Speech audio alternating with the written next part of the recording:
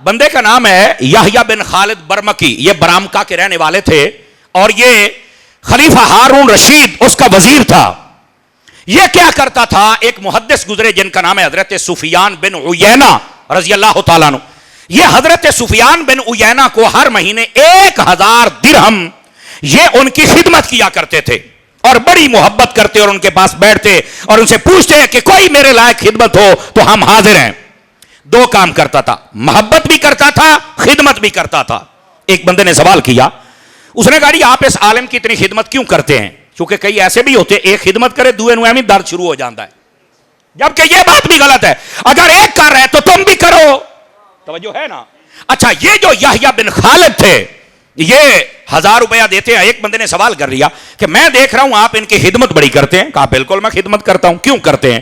اب اس کا جواب سنیے، اور جتنے لوگ آئے ہیں اس مدرسے کے لیے آپ بھی یہی جذبات لے کے جائیں، اور مفتی امین صاحب کے لیے یہی جذبات لے کے جائیں، جتنے یہاں علماء ہیں سب یہ جذبات لے کے جائیں۔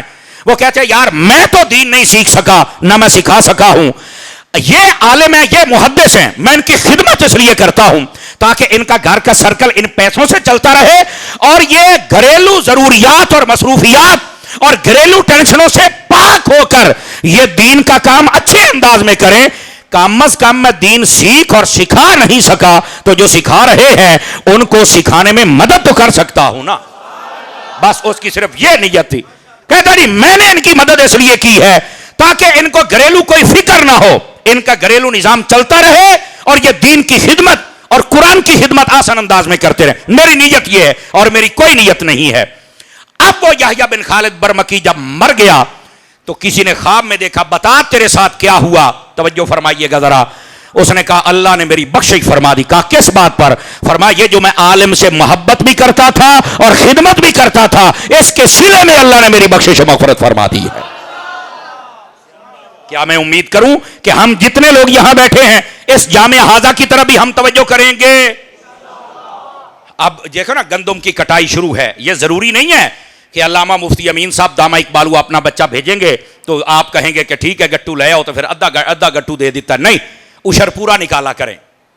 وَآتُوا حَقَّهُ يَوْمَ حَصَادِهِ، فرمایا جس دن فصل اٹھاتے ہو نا اس دن اس کا حق ادا کیا کرو۔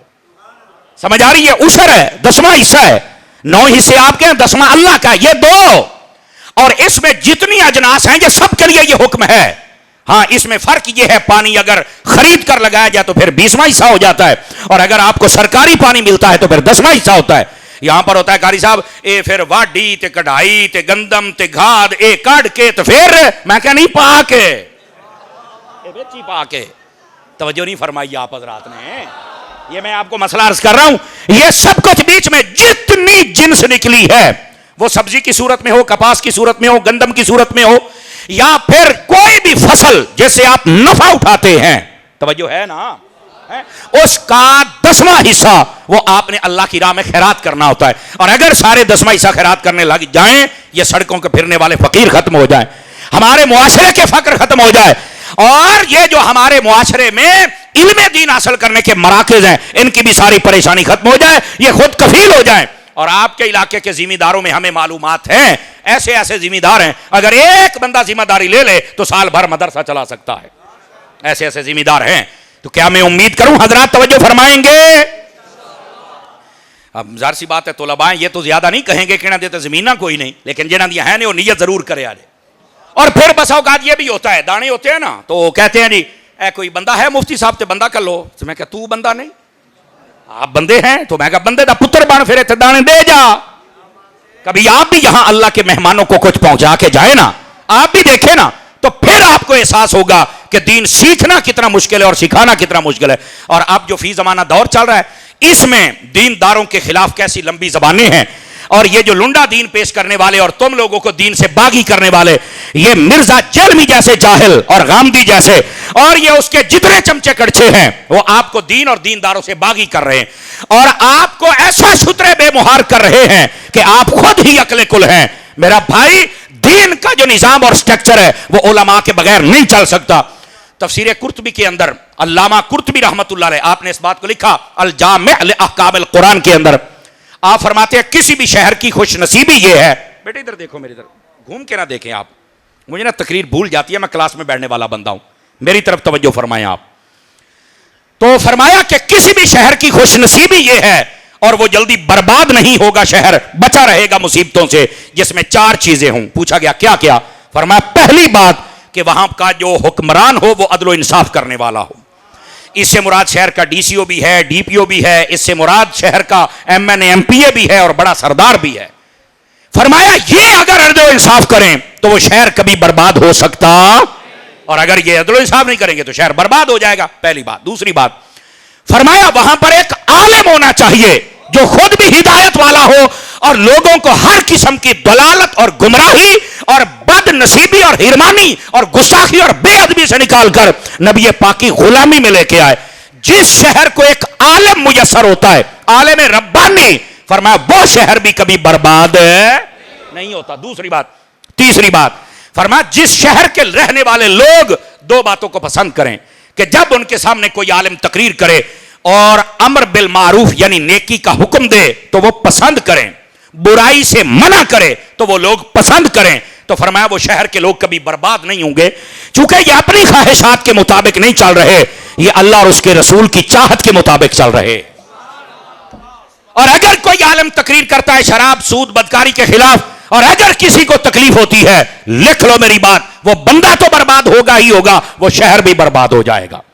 یہ تیسری بات. اور چوتھی بات فرمایا جس شہر کی عورتیں با پردہ رہیں, جاہل عورتوں کی طرح بے پردہ نہ ہوں, فرمایا وہ شہر بھی آباد رہتا ہے, اور اگر عورتیں بے پردہ ہو جائیں تو شہر بھی برباد ہو جائے گا. اب یہ 4 چیزیں ہیں, میں نے آئینہ دکھایا ہے, چہرہ ہم سب نے اپنا خود دیکھنا ہے. کیا میں امید کروں ان بات کی طرف توجہ کریں گے؟ سمجھ آ رہی ہے میری بات کی؟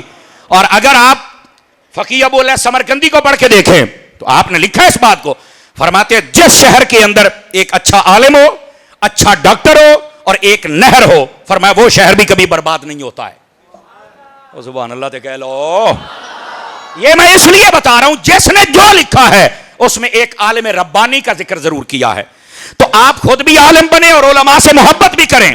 اور یہ عالم وہ ہوتا ہے جس کی وجہ سے شہر برباد نہیں ہوتا, شہر بچ جاتا ہے. بلکہ یہاں تک علماء نے لکھا ہے, فرمایا کہ قیامت جب آئے گی نا تو جہل عام ہو جائے گا, جہالت, بے باکی یہ عام ہو جائے گی.